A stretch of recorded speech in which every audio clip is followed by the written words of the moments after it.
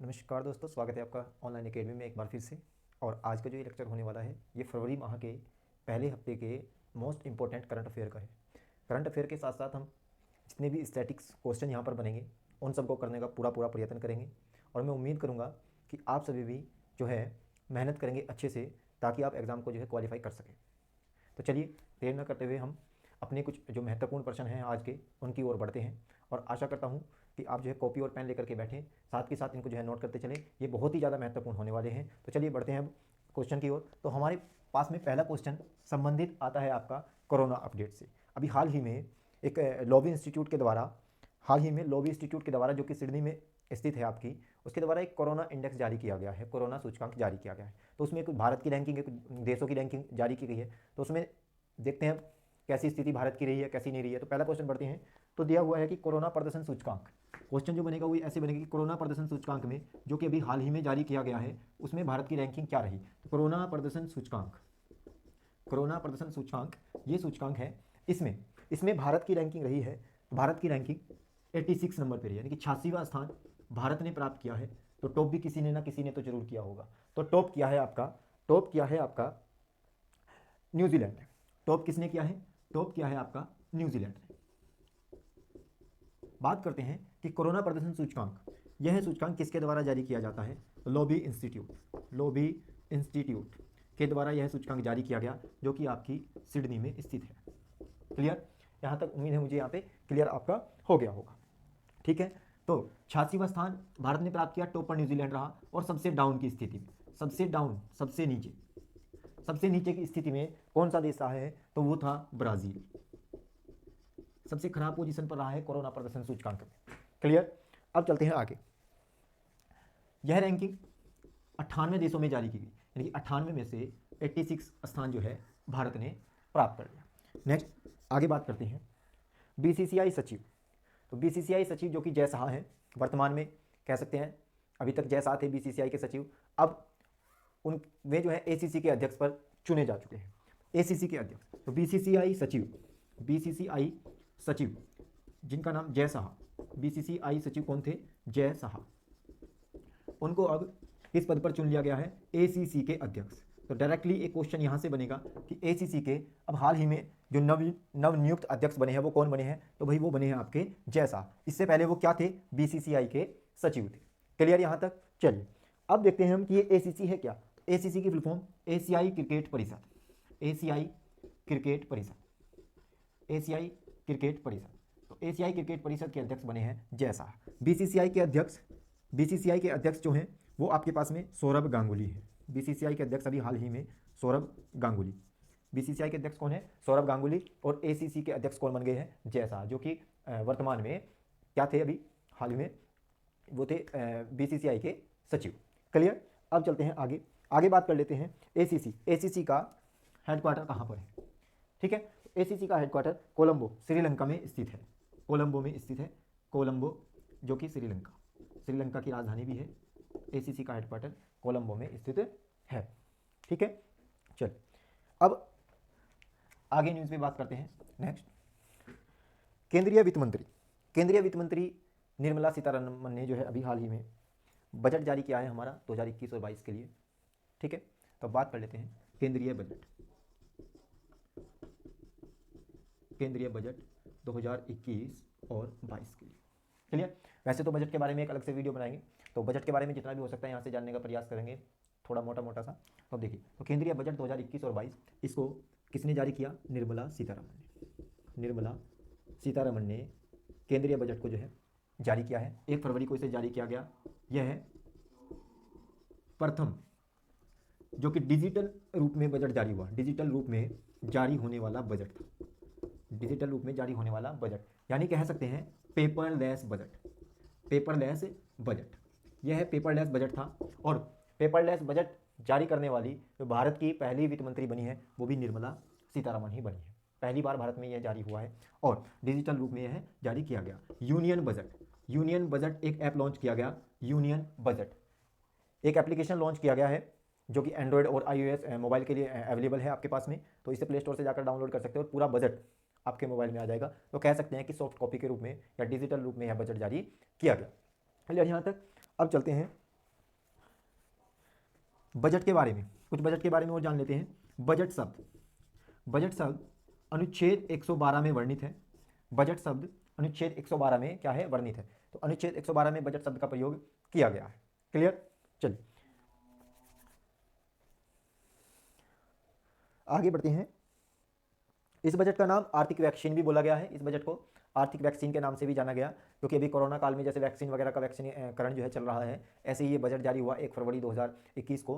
तो जो है इसे जो है आर्थिक वैक्सीन के नाम से भी जाना जा रहा है।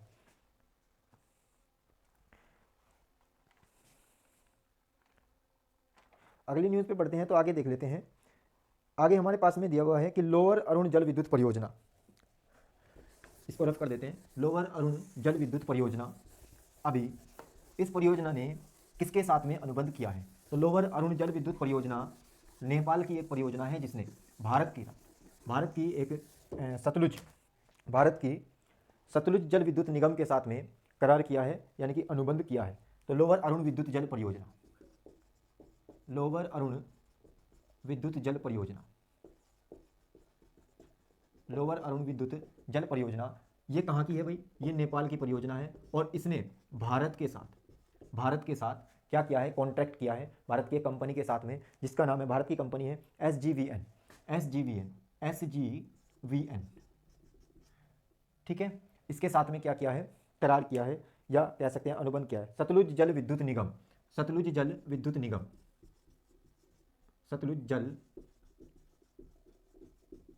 निगम, यह कंपनी जो कि भारत की कंपनी है, इसको बनाने के लिए, यानी कि लोअर अरुण विद्युत जल परियोजना जो कि नेपाल की है, उसने जो है सतलुज जल विद्युत परियोजना निगम के साथ में करार किया है। ठीक है, ये बनाएगा। ये मेगावाट का बजट होगा, देखते हैं कितना, 679 मेगावाट की एक विद्युत परियोजना है, जो भारत के द्वारा जो है ये निर्मित की जाएगी। क्लियर। अब बात कर लेते हैं कि ये जो सतलुज नदी है, यहाँ से कुछ स्टैटिक बनता है सतलुज नदी से कुछ स्टैटिक बनता है। सतलुज नदी यह सिपकिला दर्रे से भारत में प्रवेश करती है। कहाँ से प्रवेश करती है? सिपकिला दर्रे से भारत में प्रवेश करती है, जो कि आपका हिमाचल प्रदेश में है। ठीक है। दूसरी बात, भांगड़ा नागल बांध भी कहाँ पर है? भांगड़ा नागल बांध भी आपका सतलुज नदी पर है, हिमाचल प्रदेश में। ये भी आपका सतलुज नदी पर ही है। क्लियर। आगे बात करते हैं काला पानी और लिपू लेक। काला पानी लिपू लेक ये आपके उत्तराखंड में है। काला पानी लिपू लेक ये आपके कहाँ पर है? ये आपके उत्तराखंड में है। नेपाल से संबंधित कुछ स्टैटिक है। तो नेपाल की राजधानी काठमांडू है। पीएम और राष्ट्रपति बताने हैं यहाँ पर कौन कौन है। तो पीएम है यहाँ पर केपी शर्मा ओली, नेपाल के prime minister KP Sharma Oli. Nepal की राष्ट्रपति विद्या देवी भंडारी हैं। क्लियर। चलिए, अब नेपाल में माउंट एवरेस्ट पड़ता है, जो कि विश्व का सबसे ऊंचा पर्वत है, माउंट एवरेस्ट। और नेपाल में इसको सागरमाथा के नाम से जाना जाता है। नेपाल में इसको किसके नाम से जाना जाता है? सागरमाथा के नाम से जाना जाता है। 8,848 मीटर इसकी ऊंचाई है। क्लियर। तो सागरमाथा संवाद भी अभी कहाँ हुआ था? वो भी आपका नेपाल में हाल ही में हुआ था। क्लियर यहाँ तक। चलिए अब आगे बढ़ते हैं। आगे हम बात करेंगे, यहाँ तक मेरे ख्याल से क्लियर हो रहा होगा आप सभी के। तो चलिए नोट करते चलेंगे साथ के साथ में। आगे बात करते हैं। आगे हमारा आ जाता है, अभी हाल ही में इंडिया इंटरनेशनल सिल्क फेयर का उद्घाटन हुआ है। India international silk fair, silk मतलब रेशम का मेला। अभी हाल ही में अंतर्राष्ट्रीय रेशम मेला यह आयोजित किया गया।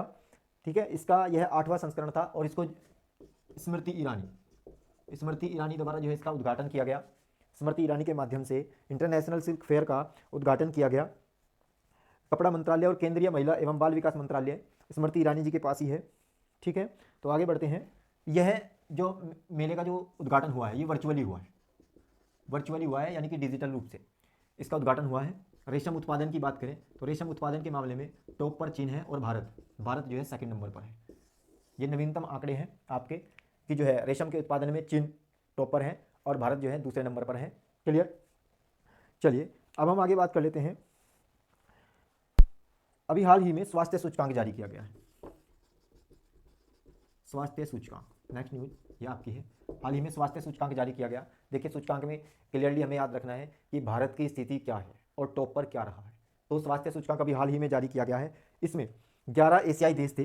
टोटल कितने देशों पर यह जारी किया गया? 11 देशों पर जारी किया गया और भारत का स्थान 10वां रहा है। 10वां स्थान किसका रहा?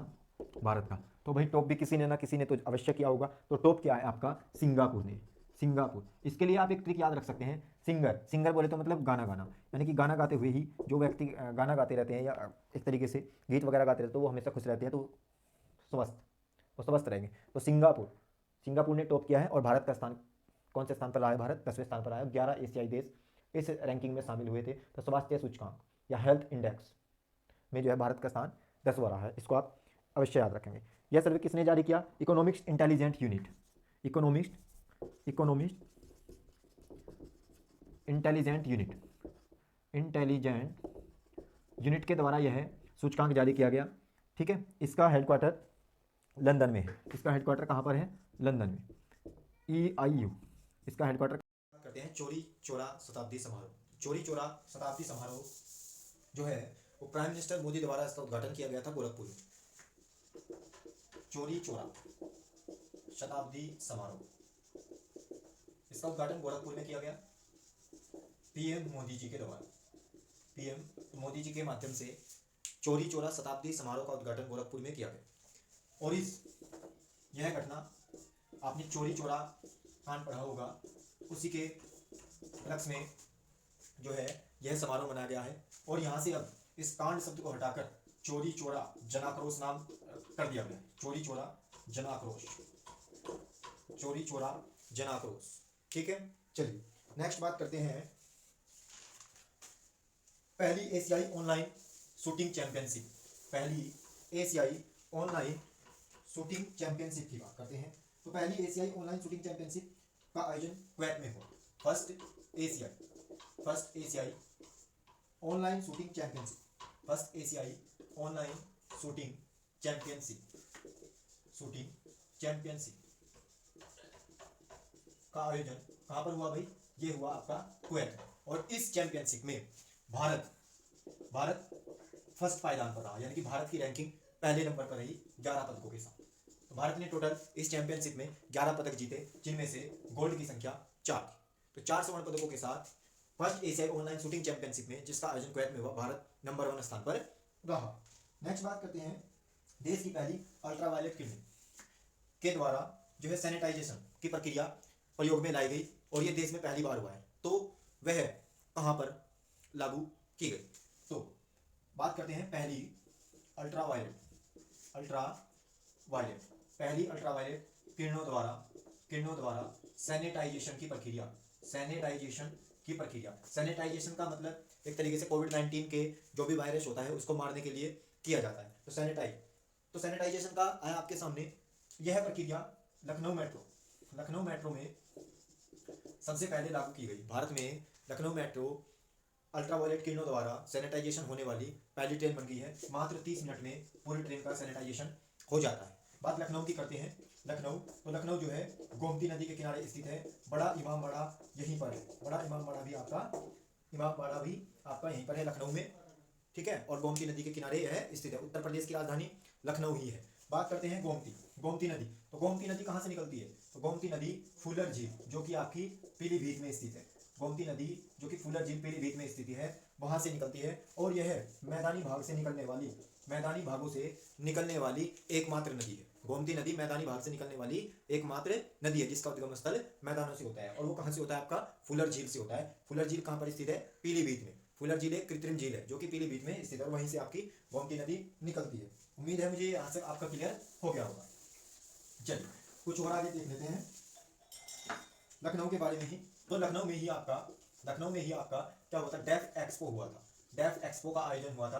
डेफ एक्सपो 2020 का आयोजन आपका कहाँ पर हुआ था? लखनऊ में हुआ था। लखनऊ में 12 जनवरी 2020 को राष्ट्रीय युवा महोत्सव का आयोजन भी किया गया था।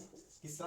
राष्ट्रीय युवा महोत्सव का आयोजन भी आपका 12 जनवरी 2020 को कहाँ पर किया गया था भाई? वो भी आपका लखनऊ में किया गया था। इसकी theme fit youth fit India थी।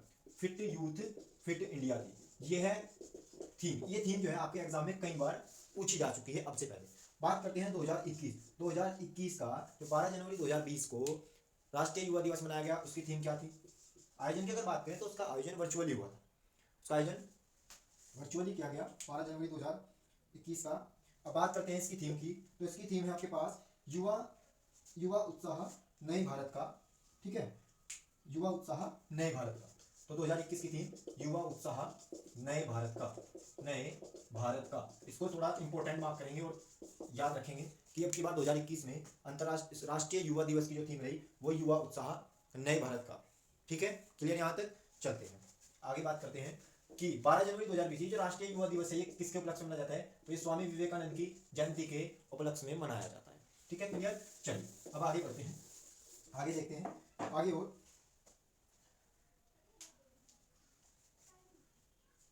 राष्ट्रीय स्वास्थ्य प्राधिकरण, राष्ट्रीय स्वास्थ्य प्राधिकरण, राष्ट्रीय स्वास्थ्य प्राधिकरण के नए सीईओ, राष्ट्रीय स्वास्थ्य प्राधिकरण के नए सीईओ बनाए गए हैं राम सेवक शर्मा। कौन बनाए गए हैं? राम सेवक शर्मा जी को राष्ट्रीय स्वास्थ्य प्राधिकरण का नया सीईओ नियुक्त किया गया है। इसके अंतर्गत राष्ट्रीय स्वास्थ्य प्राधिकरण NHA के अंतर्गत ही आपका प्रधानमंत्री जन आरोग्य योजना चली हुई है। यानी कि प्रधानमंत्री जन आरोग्य योजना, जिसके प्रधानमंत्री जन आरोग्य योजना, प्रधानमंत्री जन आरोग्य योजना। ठीक है, यह योजना NHA के अंतर्गत ही चलाई गई है। ठीक है, चलिए तो यह योजना 23 सितंबर 2018 को रांची, झारखंड की राजधानी रांची जो कि झारखंड से इसको जो है सबसे पहले लॉन्च किया गया था प्रधानमंत्री जन आरोग्य योजना को। तो राष्ट्रीय स्वास्थ्य प्राधिकरण के अंतर्गत ही चलाई जाती है, जिसके सीईओ राम सेवक शर्मा को बना दिया गया है। आगे बात करते हैं, इस योजना को आयुष्मान भारत के नाम से भी जाना जाता है। किस नाम से जाना जाता है? आयुष्मान भारत योजना। ठीक है, इस योजना को आयुष्मान भारत योजना के नाम से भी जाना जाता है। और सबसे पहली आयुष्मान जो बच्ची थी जिसने जन्म लिया था, सबसे पहली आयुष्मान बेबी, उसका नाम था करिश्मा। सबसे पहली आयुष्मान बेबी करिश्मा, यह सबसे पहले इसकी लाभार्थी बनी थी। ठीक है, सबसे पहले जो बेबी हुई थी इस योजना के अंतर्गत, उसका नाम क्या रखा गया था? उसका नाम था करिश्मा, जिसको यह इसके तहत सबसे पहले इस योजना का लाभ दिया गया। क्लियर यहाँ तक? इसमें क्या होता है कि 5 लाख रुपए जो भी इसका बेनिफिशियरी होता है, ठीक है, जिसके नाम से आयुष्मान भारत का कार्ड बनता है, 5 लाख रुपए प्रति परिवार के हिसाब से उसका खर्च सरकार वहन करती है। ठीक है, यानी कि इसके अंतर्गत, इस योजना के अंतर्गत जो भी व्यक्ति पात्र होते हैं उनका इलाज फ्री में होता है और उसका खर्च 5 लाख तक का खर्च सरकार वहन करती है। ठीक है, चलिए आगे बात करते हैं।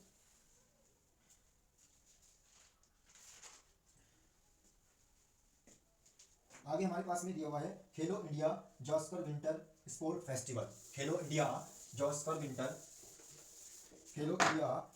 Winter sport festival. खेलो इंडिया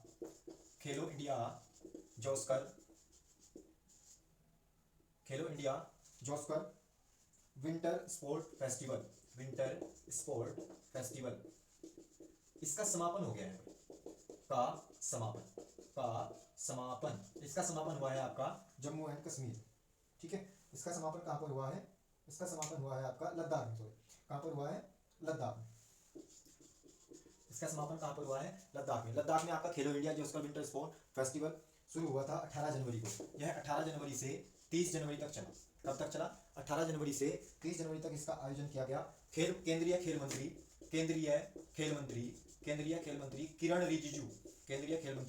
किरण रिजिजू के द्वारा इसका जो है उद्घाटन किया गया था लद्दाख में। ठीक है, और यह खेल बर्फ पर याक की सवारी से संबंधित है। क्या होता है इस खेल में? इस खेल में बर्फ पर याक की सवारी की जाती है। इस खेल में बर्फ पर याक की क्या की जाती है? सवारी की जाती है। और इसका अब क्या हुआ है? समापन हो चुका है। ठीक है, 700 लोगों ने इसमें पार्टिसिपेट किया था, 700 लोगों ने इसमें भाग लिया।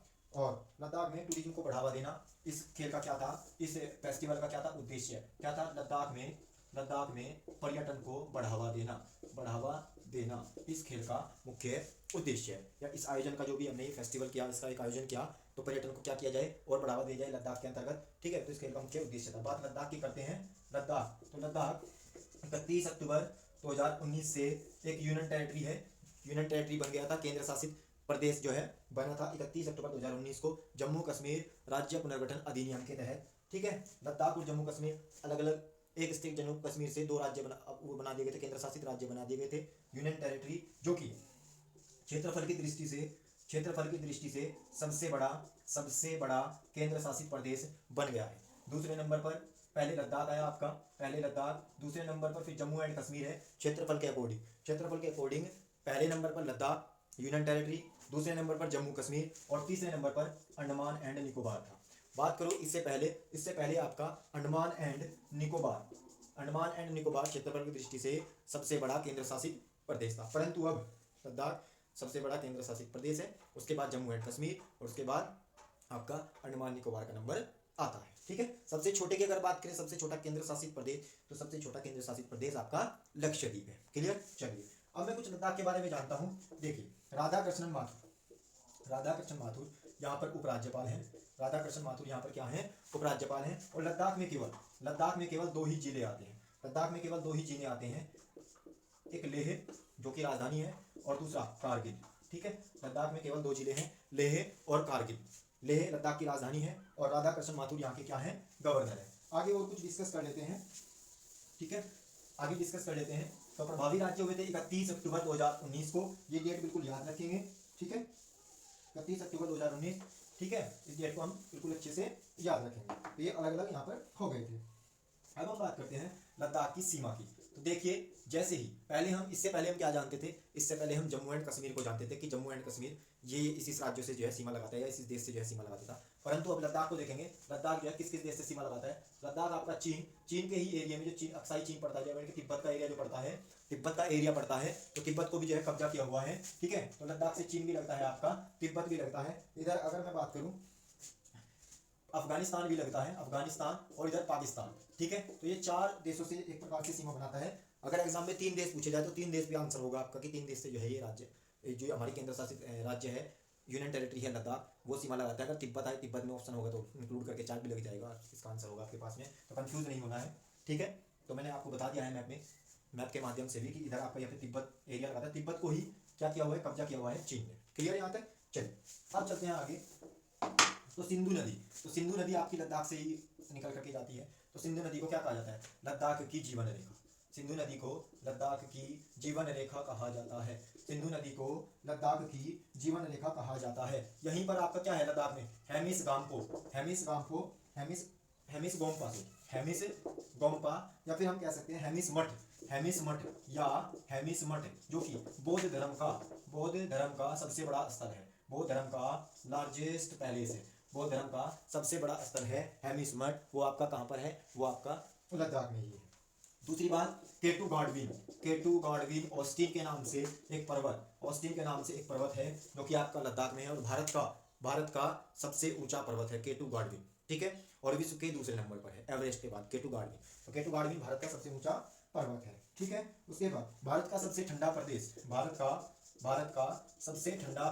वो भी आपका कहाँ है, भारत का सबसे ठंडा जो स्थान है, प्रदेश नहीं स्थान, भारत का सबसे ठंडा स्थान द्रास, वो आपका कारगिल जिले में है। द्रास जो कि आपका कहाँ पर है, कारगिल जिले में है। सबसे ठंडा स्थान है ये भारत का, कारगिल जिले में। ये भी आपका कौन सी यूनियन टेरिटरी में पड़ता है, ये भी आपका लद्दाख में पड़ता है। कहाँ पर पड़ता है ये आपका लद्दाख में ही पड़ता है। चलिए अब हम आगे बढ़ते हैं, और आगे बढ़ने से पहले देखते हैं कि भारत में कोविड-19 की तीसरी वैक्सीन को मंजूरी दे दी गई है।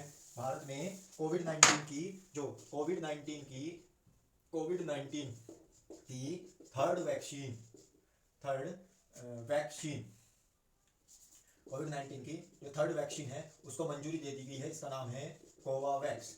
ठीक है, इसका नाम क्या है भाई, कोवावैक्स। इसको जो है मंजूरी दे दी गई। चलिए अब हम आगे बढ़ते हैं अगली न्यूज पे। तो यूएनडब्ल्यूटीओ ने वर्ष 2020 को ठीक है खराब वर्ष घोषित कर दिया है। कैसा वर्ष घोषित किया, खराब वर्ष घोषित किया है। WTO वर्ल्ड टूरिज्म ऑर्गेनाइजेशन ठीक है, ये UNWTO united nation world tourism organisation, इसने जो है 2020 को सबसे खराब वर्ष घोषित किया है। रीजन जो मुख्य कारण है वो है कोविड-19। तो कोविड-19 की वजह से क्या हुआ, पर्यटन सबसे ज्यादा प्रभावित हुआ, जिसके कारण पर्यटन पर जो है पर्यटन की आय हो या पर्यटकों पर बहुत बुरा असर पड़ा है। तो इसी वजह से तो जो भारतीय विश्व का जो टूरिज्म ऑर्गेनाइजेशन है, विश्व पर्यटन संगठन है, उसने 2020 को क्या कर दिया, बिल्कुल खराब वर्ष घोषित कर दिया है। आगे बढ़ते हैं। आगे बढ़ते हैं, आगे बात करते हैं विश्व पर्यटन दिवस की।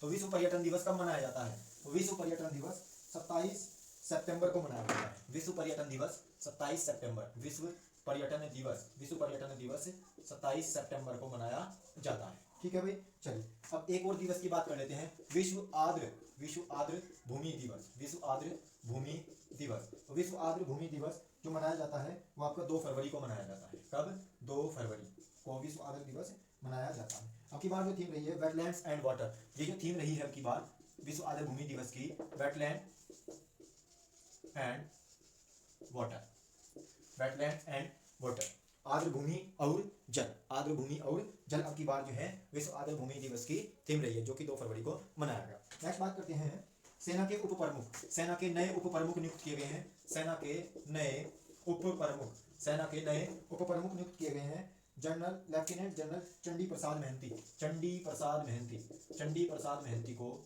चंडी प्रसाद महंती को सेना के नए उप प्रमुख के रूप में नियुक्त किया गया है। बात करूं इंडियन आर्मी चीफ की, इंडियन एयरफोर्स, इंडियन एयरफोर्स ठीक है के जो मुख्य है उनकी, और आईएनसी इंडियन नेवी चीफ की, ठीक है। इंडियन आर्मी चीफ की बात करते हैं, इंडियन एयरफोर्स चीफ की बात करते हैं, और इंडियन नेवी चीफ की बात करते हैं। तो इंडियन एयरफोर्स के कौन है? इंडियन एयरफोर्स के हैं राकेश कुमार भदौरिया, राकेश कुमार सिंह भदौरिया, ठीक है ना। और आईएनसी इंडियन नेवी के हैं करमवीर सिंह, कौन है भाई? करमवीर सिंह। इंडियन आर्मी के हैं मनोज मुकुंद नरवणे,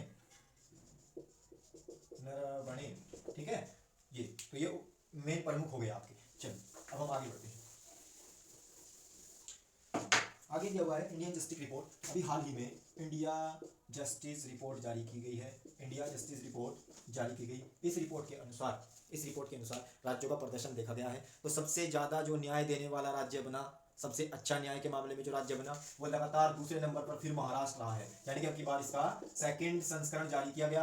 पहले संस्करण में भी महाराष्ट्र टॉप पर था, अब की बार दूसरा संस्करण जारी हुआ इस रिपोर्ट का, इंडिया जस्टिस रिपोर्ट। न्याय देने के मामले में कौन सा राज्य है सबसे ऊपर रहा, सबसे टॉप रैंकिंग पर रहा? तो महाराष्ट्र। और सबसे खराब प्रदर्शन रहा आपका यूपी का। ठीक है, यहाँ तक। चलिए अब आगे बढ़ते हैं।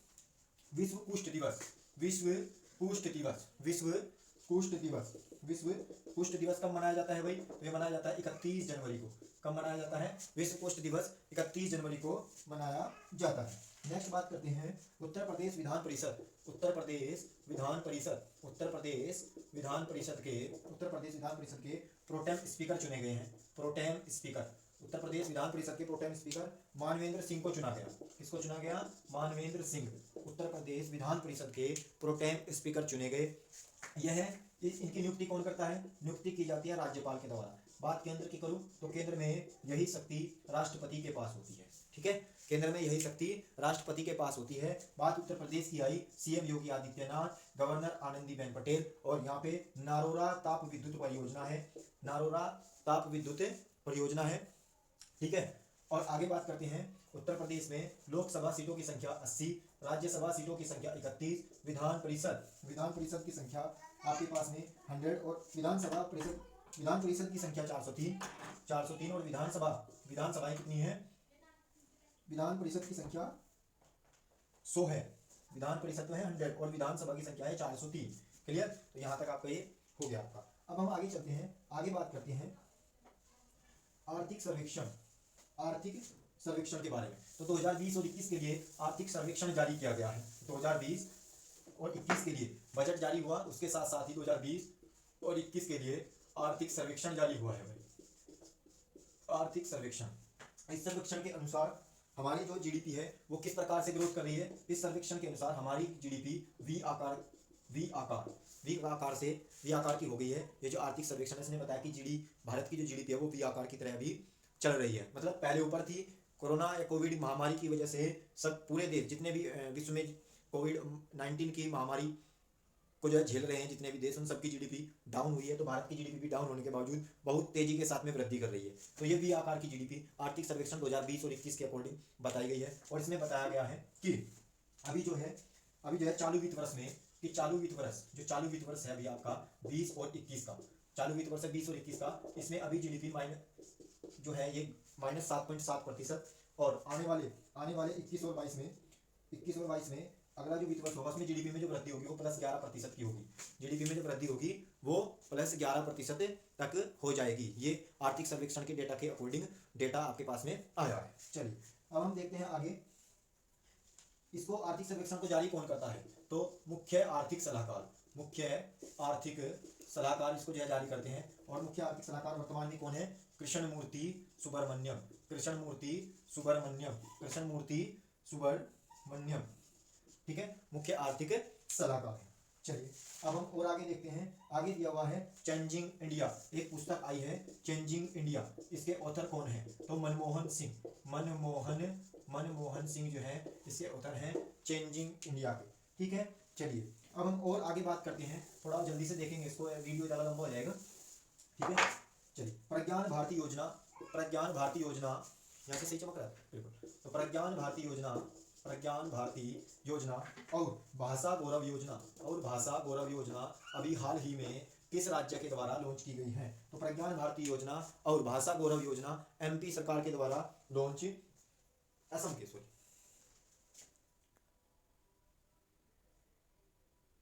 किसके द्वारा लॉन्च की गई है? असम के द्वारा लॉन्च की गई है, असम सरकार के द्वारा लॉन्च की गई है। बात असम की करें तो असम की राजधानी Dispur, CM Sarbananda Sonowal, governor Jagdish Mukhi, governor Jagdish Mukhi. यहाँ पर Kaziranga national park, Kaziranga national park जो कि एक सींग वाले, जो कि एक सींग वाले, एक सींग वाले गैंडे के लिए प्रसिद्ध है। Kaziranga national park, Nameri national park, Nameri national park, ठीक है, यहीं पर स्थित है। और चलिए अब हम आगे देखते हैं। और हर घर पानी हर घर सफाई, हर घर पानी हर घर पानी हर घर सफाई, हर घर सफाई, यह अभियान किसके द्वारा चलाया गया? यह अभियान पंजाब सरकार के द्वारा चलाया गया। हर घर पानी और हर घर सफाई पंजाब सरकार के द्वारा चलाया गया यह अभियान है। और यह गरीबों को 100% तक पेयजल पानी की ऊपर पूर्ति कराने के लिए है, यानी कि सभी ग्रामीणों को घरों में 100% पीने योग्य पानी देना इसका, इस अभियान का मुख्य लक्ष्य है। अब बात करते हैं arrow India, arrow India, arrow India प्रदर्शनी, इंपॉर्टेंट बात करेंगे इसको। एरो इंडिया प्रदर्शनी अभी हाल ही में बेंगलुरु में इसका आयोजन किया गया है, कर्नाटक में, बेंगलुरु में इसका आयोजन किया गया कर्नाटक में। किसके द्वारा किया गया इसका आयोजन? रक्षा मंत्री राजनाथ सिंह के द्वारा इसका आयोजन किया गया। कर्नाटक की बात करें तो कर्नाटक की राजधानी Bengaluru, CM YS Yediyurappa, governor Vajubhai Vala, ठीक है, वाजुभाई वाला यहाँ पे क्या है? गवर्नर है। चलिए अब नेक्स्ट देखते हैं, आईपीएल में 150 करोड़ से भी अधिक रुपए कमाने वाले खिलाड़ी कौन है? तो आईपीएल में 150 करोड़ से भी अधिक, आईपीएल में 150 करोड़, 150+ करोड़ रुपए कमाने वाले जो खिलाड़ी बने हैं वो कौन बने हैं? तो वे बने हैं आपके एमएस धोनी, ठीक है ना, चेन्नई सुपर किंग है इनकी टीम का नाम। तो आईपीएल में 150 करोड़ रुपए या इससे अधिक कमाने वाले जो खिलाड़ी बने हैं वो एमएस धोनी बने हैं। आईपीएल की बात करें तो आईपीएल 2020 यूएई संयुक्त अरब अमीरात में इसका आयोजन किया गया था। विजेता टीम कौन रही थी? विजेता टीम मुंबई रही थी। कौन रही थी? विजेता टीम मुंबई रही थी। इसमें दो प्रकार के, एक प्रकार से मैं कह सकता हूँ, याद रखना आप कि दो प्रकार से जो है, एक ऑरेंज कप दिया गया और एक ऑरेंज कप और एक पर्पल कप दिए गए। तो पर्पल कप और ऑरेंज कप किस किस को दिए गए? ऑरेंज कप दिया गया केएल राहुल को, केएल राहुल मैक्सिमम रन बनाने के लिए, केएल राहुल को दिया गया मैक्सिमम रन बनाने के लिए। और पर्पल कैप दिया गया रवांडा को, किसको दिया गया? रवांडा को मैक्सिमम विकेट लेने के लिए। क्लियर? तो ये कुछ आईपीएल से संबंधित थे। अगर मैं बात करूँ इसकी स्पॉन्सर कौन थे, प्रायोजक? तो ड्रीम 11 इसकी जो है स्पॉन्सर थी, इसके प्रायोजक थी ड्रीम 11 कंपनी, ठीक है। तो आईपीएल 2020 संयुक्त अरब अमीरात में इसका आयोजन किया गया। नेक्स्ट बात करते हैं आगे। अभी हाल ही में जो बजट जारी हुआ 2021 और 22 के लिए, अभी हाल ही में जो 2021 और 22 के लिए जो बजट जारी किया गया उसमें किसी यूनियन टेरिटरी में विश्वविद्यालय खोलने की घोषणा की गई। तो एक विश्वविद्यालय खोला जाएगा, तो वो किस यूनियन टेरिटरी में खोला जाएगा, किस केंद्र शासित प्रदेश में वो खोला जाएगा? उसकी मैं बात करूं तो यह विश्वविद्यालय लद्दाख में खोला जाएगा। यह विश्वविद्यालय कहाँ खोला जाएगा भाई? ये विश्वविद्यालय लद्दाख में खोला जाएगा, ठीक है। और बजट में इसका वर्णन किया गया है। इसके साथ साथ 100 सैनिक स्कूलों को भी ओपन किया जाएगा लद्दाख में ही, 100 सैनिक स्कूल लद्दाख में 100 सैनिक स्कूल भी ओपन किए जाएंगे लद्दाख के अंतर्गत। इस बजट में यह दिया गया है लद्दाख लेह में यह विश्वविद्यालय स्थापित किया जाएगा। लद्दाख के बारे में कुछ इंपॉर्टेंट फैक्ट मैं पहले ही बता चुका हूँ। ठीक है, चलिए आगे आगे और बात करते हैं। आगे बात करते हैं उत्तराखंड। उत्तराखंड की तो उत्तराखंड की राजधानी देहरादून। उत्तराखंड की राजधानी देहरादून जो है 100% साक्षरता वाला जिला बन गया है। 100% साक्षरता का उद्देश्य प्राप्त करने वाला उत्तराखंड का पहला जिला बन गया है। अब हम बात करते हैं कि यह देहरादून, ठीक है ना, वह जिला कौन सा है, देहरादून। तो पढ़ेगा, यह किस अभियान के तहत हुआ, यह हुआ पढ़ेगा दून। इस अभियान के तहत देहरादून 100% साक्षरता पूरी करने वाला जो है जिला बन गया है। इससे पहले 2016 में केरल जो है, केरल राज्य 100% साक्षरता पूरा करने वाला पहला स्टेट है।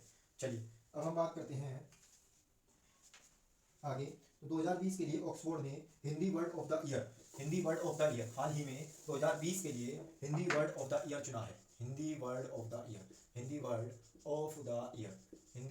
द ईयर चुना गया है किसके द्वारा, ऑक्सफोर्ड के द्वारा। तो वो किसे चुना गया भाई, आत्मनिर्भरता को। किसे चुना गया, आत्मनिर्भरता को वर्ष 2020 के लिए, ठीक है, Hindi word of the year चुना गया। 2019 में संविधान को चुना गया था। इससे पहले 2019 में संविधान वर्ड को चुना गया था Hindi word of the year, लेकिन 2020 में आत्मनिर्भरता को चुना गया है। ठीक है, चलिए अब हम बात करते हैं 2019 के लिए वर्ल्ड ऑफ द ईयर। 2019 के लिए वर्ल्ड ऑफ द ईयर किसको चुना गया था, 2019 के लिए वर्ल्ड ऑफ द ईयर चुना गया था क्लाइमेट इमरजेंसी को। किसको चुना गया था, क्लाइमेट इमरजेंसी। ये वर्ल्ड ऑफ द ईयर 2019 के लिए वर्ल्ड ऑफ द ईयर, ठीक है ना, ये वर्ल्ड ऑफ द ईयर है और ये Hindi world of the year है, आत्मनिर्भरता। इसको जरा थोड़ा ध्यान से देख लें। उसके बाद में हम बात करते हैं नेक्स्ट, अशोक डिंडा ने अंतरराष्ट्रीय क्रिकेट के सभी फॉर्मेट से संन्यास ले लिया है। तो ये अशोक डिंडा फास्ट बॉलर है, तेज गेंदबाज है, ठीक है, ये तेज गेंदबाज है। इन्होंने क्रिकेट के सभी प्रारूपों से क्या ले लिया है भाई, संन्यास ले लिया है। इससे पहले MS धोनी, महेंद्र सिंह धोनी व सुरेश रैना ने भी 15 अगस्त 2020 को संन्यास ले लिया था क्रिकेट के सभी फॉर्मेट से। और अब कौन आए हैं, अब आए अशोक डिंडा, जो कि भारत के मतलब एक तरीके से कह सकते हैं फास्ट बॉलर हैं। उन्होंने भी सभी फॉर्मेट्स से क्या ले लिया है, संन्यास ले लिया है। आगे बात करते हैं हैंडबॉल विश्व चैंपियनशिप का आयोजन हुआ है। हैंडबॉल विश्व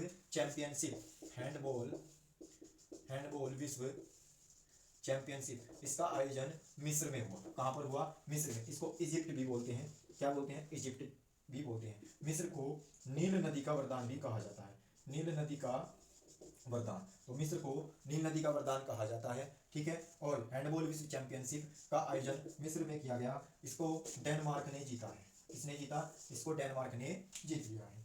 चलिए अब हम आगे बात करते हैं स्टारडस्ट 1.0 रॉकेट लॉन्च कर दिया गया है। यह किसके द्वारा किया गया, तो स्टारडस्ट 1.0 रॉकेट अमेरिका के द्वारा लॉन्च किया गया। किसके द्वारा, अमेरिका के द्वारा लॉन्च किया गया। सुर्खियों में इसलिए है क्योंकि यह विश्व का पहला जैव ईंधन से चलने वाला रॉकेट है, जिसको अमेरिका के द्वारा लॉन्च किया गया है। नेक्स्ट बात करते हैं स्वास्थ्य मंत्रालय के द्वारा यह घोषणा की गई है कि अंडमान और निकोबार राज्य कोविड-19 से मुक्त होने वाला पहला केंद्र शासित राज्य बन गया है। तो किसने, स्वास्थ्य मंत्रालय द्वारा यह घोषणा की गई कि फर्स्ट यूटी जो कोविड-19 से क्या हुआ, कोविड-19 से मुक्त हो गया है। कौन बना है भाई, वो अंडमान एंड निकोबार, ठीक है। तो स्वास्थ्य मंत्रालय द्वारा पहला यूनियन टेरिटरी घोषित कर दिया गया है जो कि कोविड-19 से मुक्त हो चुका है। उसका नाम क्या है, अंडमान एंड निकोबार, ठीक है। यह है पहला यूनियन टेरिटरी है। अगर मैं बात करूं टोटल यूनियन टेरिटरी, चलिए टोटल यूनियन टेरिटरी कितनी है, टोटल यूनियन टेरिटरी बताइए कितनी है इंडिया के अंदर। तो टोटल यूनियन टेरिटरी 8 है और टोटल स्टेट है 28। ये कब से है, ये कब से लागू है, तो ये लागू है आपके 26 जनवरी 2020 से। कब से लागू है, 26 जनवरी 2020 से हम कह सकते हैं 8 केंद्र शासित बन गए थे। 26 जनवरी 2020 को 26 जनवरी 2020 को दादरा नागर हवेली व दमन एंड दीव को दो यूनियन टेरेटरी को मिलाकर के एक कर दिया गया, जिसकी राजधानी दमन बना दी गई। यह है क्वेश्चन कई बार आपके एग्जाम में अब से पहले आ चुका है। तो दादरा नागर हवेली व दमन एंड दीव दो यूनियन टेरेटरी को मिलाकर के एक कर दिया गया था 26 जनवरी 2020 को, और तब से यूनियन टेरेटरी की संख्या 8 हो गई थी। ठीक है ना, यूनियन टेरेटरी की संख्या कितनी हो गई थी? 8। इससे पहले 31 अक्टूबर 2019 को जम्मू कश्मीर और लद्दाख दो अलग अलग यूनियन टेरेटरी बनी थी। उस समय कंडीशन हो गई थी 9, लेकिन 26 जनवरी 2020 को फिर से क्या कर दिया गया, इनका विलय कर दिया गया और दमन को राजधानी बना दिया गया, और फिर से 8 यूनियन टेरेटरी प्रभावी हो चुकी थी। चलिए अब हम आगे बात करते हैं, कुछ अंडमान एंड निकोबार के बारे में जान लेते हैं। तो भाई अंडमान एंड निकोबार जो है आपका, ये जो अंडमान एंड निकोबार है, ये आपका अराक्योनामा, क्या है? अराक्योनामा, इंपॉर्टेंट मार्क करेंगे इसको। अराक्योनामा पर्वत, यह है अंडमान एंड निकोबार अराक्योनामा पर्वत, जो कि म्यांमार में है, का उभरा हुआ भाग है, उभरा हुआ भाग है। ठीक है, देखिए अंडमान एंड निकोबार तो है अराक्योनामा पर्वत का, लेकिन अगर मैं बात करूं इधर जो अरब सागर में स्थित है आपका लक्षद्वीप, वो किसका, इसको मूंगा द्वीप या परवाल द्वीप कहा जाता है, वो परवाल के द्वारा बनाया गया द्वीप है, लेकिन अंडमान एंड निकोबार अराक्योनामा पर्वत का उभरा हुआ भाग है। चलिए अंडमान एंड निकोबार के बारे में और कुछ इंपॉर्टेंट फैक्ट जान लेते हैं। ठीक है, यहाँ से बहुत सारे क्वेश्चन आपके पुट अप होते हैं अंडमान एंड निकोबार से ही। चलिए तो मैं बात कर लेता हूँ अंडमान एंड निकोबार। तो अंडमान एंड निकोबार की राजधानी पोर्ट ब्लेयर है। अंडमान एंड निकोबार की राजधानी पोर्ट ब्लेयर, जो कि आपके दक्षिणी अंडमान पर स्थित है। कहाँ पर स्थित है? दक्षिणी अंडमान पर स्थित है। बात करूं नारकोंडम, नारकोंडम एक सुसुप्त ज्वालामुखी है, और एक आपके पास में बैरन द्वीप, बैरन द्वीप जो कि क्या है आपका सक्रिय ज्वालामुखी, एक प्रकार से द्वीप ही है ये, ज्वालामुखी नाम द्वीप, सक्रिय ज्वालामुखी है, ज्वालामुखी। और नारकोंडम एक कैसा ज्वालामुखी है? सुसुप्त। भारत के अंदर केवल 2 ही प्रकार के ज्वालामुखी मिलते हैं, एक ये नारकोंडम जो कि सुसुप्त है, और एक आपका बैरन द्वीप जो कि सक्रिय है। और देखिए ये दोनों ही कहाँ मिलते हैं? अंडमान एंड निकोबार में मिलते हैं। अंडमान और निकोबार के बीच में 10 डिग्री चैनल पड़ता है। क्या पड़ता है? 10 डिग्री चैनल अंडमान और निकोबार के बीच में ही पड़ता है। यहीं पर आपका रोज द्वीप है, यहीं पर आपका रोज द्वीप भी है। रोज द्वीप आपका अंडमान और निकोबार का ही एक भाग है, जिसका नाम चंद्रशेखर आजाद, सुभाष चंद्र बोस, जिसका नाम सुभाष चंद्र बोस कर दिया गया है। यहीं पर एक आपका हैवलॉक द्वीप भी पड़ता है, हैवलॉक द्वीप आपका यही है, इसका नाम सुषमा स्वराज द्वीप कर दिया गया है, सुषमा स्वराज जी के नाम पर स्वराज द्वीप। तो ये करंट के क्वेश्चन है कुछ। रोज द्वीप का नाम बदलकर सुभाष चंद्र बोस द्वीप कर दिया गया, और हैवलॉक द्वीप का नाम बदलकर क्या कर दिया गया? स्वराज द्वीप इसका नाम कर दिया गया है। South button national park, south button national park, जो कि भारत का सबसे छोटा नेशनल पार्क है, भारत का सबसे छोटा नेशनल पार्क, भारत का सबसे छोटा नेशनल पार्क साउथ बटन, वो आपका अंडमान एंड निकोबार पर ही स्थित है। आगे बात करते हैं वैश्विक लोकतंत्र सूचकांक। वैश्विक लोकतंत्र सूचकांक में भारत की पोजीशन क्या रही है? अभी हाल ही में वैश्विक लोकतंत्र सूचकांक जारी किया गया, वैश्विक लोकतंत्र सूचकांक जारी किया गया 2020। इसमें आपका भारत का स्थान कौन से नंबर पर रहा और टॉप किसने किया? टॉप किया नॉर्वे ने, और भारत का स्थान रहा 53वां। कौन सा स्थान रहा? 53वां भारत का स्थान रहा। ठीक है भाई, चलिए हम आगे बात करते हैं। विश्व कैंसर दिवस, विश्व कैंसर दिवस, विश्व कैंसर दिवस इंपॉर्टेंट है ये। विश्व कैंसर दिवस प्रत्येक वर्ष 4 फरवरी को मनाया जाता है। और अब की बार जो थीम रही 2021 की, अब की बार जो थीम रही वो रही I am and I will, I am and I will, मैं हूं और मैं रहूंगा। कैंसर, विश्व कैंसर दिवस 4 फरवरी, मैं हूं और मैं रहूंगा, ये इसकी क्या है? थीम है आपके पास। चलिए अब हम आगे बढ़ते हैं। आगे बढ़ते समय देख लेते हैं मोस्ट इंपोर्टेंट और न्यूज आपके सामने है। भारत की सबसे कम उम्र की महिला पायलट, तो भारत की सबसे कम उम्र की पायलट, भारत की सबसे कम उम्र की पायलट कौन बनी है? तो जम्मू कश्मीर की हैं आयशा अजीज, आयशा अजीज जो कि जम्मू कश्मीर से हैं, भारत की सबसे कम उम्र की पायलट बनी है। क्लियर? चलिए अब नेक्स्ट आपके पास बात करते हैं हम, भारत का पहला इम्प्यूटी क्लिनिक कहाँ खोला गया? भारत का पहला इम्प्यूटी क्लिनिक कहाँ खोला गया? तो भाई ये क्लिनिक आपका कहाँ खोला गया? ये क्लिनिक आपका चंडीगढ़ में खोला गया, PGI-NR के द्वारा। यह क्लिनिक आपका चंडीगढ़ में खोला गया। इसमें क्या होगा? इसमें जो भी मरीज होंगे उनका अंग वगैरह खराब हो जाता है, ठीक है, उनको काटने का कार्य करेगा, अंग काटने का कार्य किया जाएगा, और उनको जो है प्रोत्साहित भी किया जाएगा, उनको मोटिवेट किया जाएगा, और जो गरीब व्यक्ति होंगे उनका फ्री में इलाज होगा, ठीक है, और उनको कृत्रिम जो अंग होते हैं वो फ्री में प्रोवाइड कराए जाएंगे। तो भारत का पहला इम्प्यूटी क्लिनिक कहाँ पर, चंडीगढ़ में जो है खोला गया। आगे बात करते हैं,